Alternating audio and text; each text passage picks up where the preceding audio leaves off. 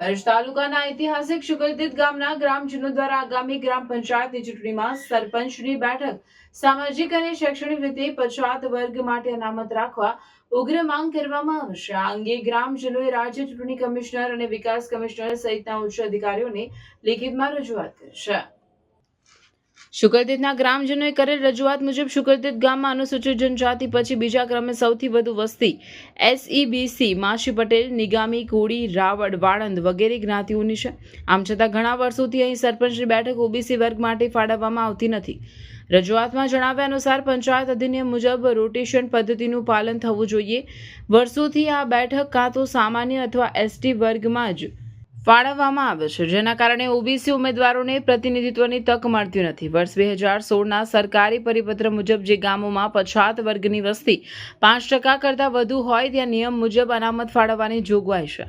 શુકલતીતમાં વસ્તી નોંધપાત્ર હોવા છતાં તેનો અમલ કેમ નથી થયો તેવો સવાલ ઉઠાવવામાં આવ્યો છે।